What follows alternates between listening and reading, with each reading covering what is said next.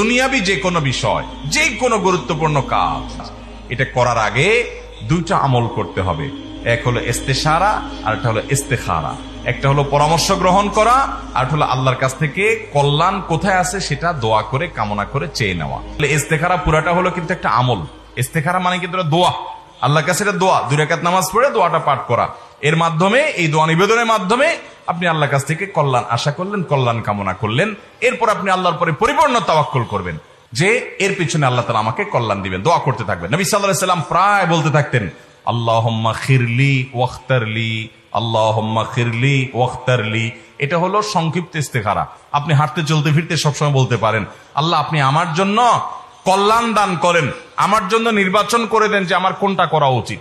আর মূল ইস্তেখারা যেটা, সেটা তো আমরা পড়বো ইনশাআল্লাহ বিইذনিল্লাহ, বেশি বেশি করে প্রত্যেকটা গুরুত্বপূর্ণ কাজে। তবে ইস্তেখারা করার ব্যাপারে আমাদের মধ্যে অনেকগুলো বিভিন্ন রকমের চিন্তাধারা প্রচলিত আছে। এর ভিতরে একটা হলো, আমরা মনে করি যে ইস্তেখারা কিছু নেককার মানুষকে দিয়ে করাইতে হয়। এই জন্য অনেক লোক আছে দেখবেন, বিভিন্ন হুজুরদেরকে ধরেন যে হুজুর আমারে আপনি ইস্তেখারা করাই দেন।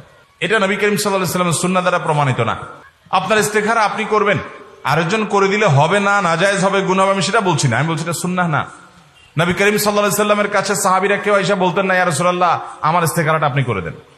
এরকম কোন হাদিস থেকে আমরা যাই না। অথবা সাহাবীরা তাদের মধ্যে সিনিয়র সাহাবীদের কাছে, তুলনামূলক আমলদার মানুষের কাছে গিয়ে বলছেন, এরকম কোন রেওয়ায়েত তো আমরা পাই না। মহিলারাও করতে পারে, পুরুষরাও করতে পারে, যে কোনো পেশার মানুষ করতে পারে।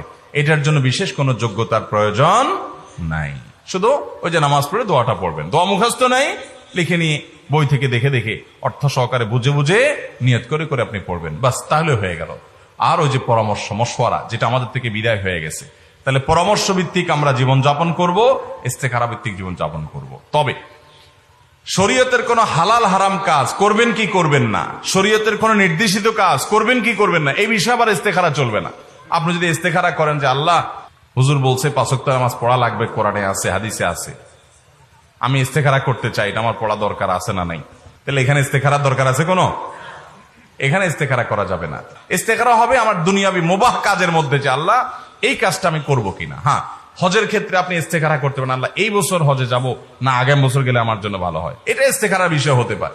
পরামর্শ করলেন, আবার ইস্তেখারা করলেন। অনেক উলামা ইকরাম বলেছেন আগে পরামর্শ করা ভালো, যার সাথে যেটা করলে ভালো হয় তার সাথে সে বিষয়ে পরামর্শ করলে, যে বিষয়ে জানেন বুঝেন, তার অভিজ্ঞতা নিয়ে, তার দক্ষতা থেকে পরামর্শ নিয়ে এরপর আপনি আল্লাহর কাছে ইস্তেখারা করলেন। এটাকে অনেক উলামা ইকরাম তারজিহ দিয়েছেন।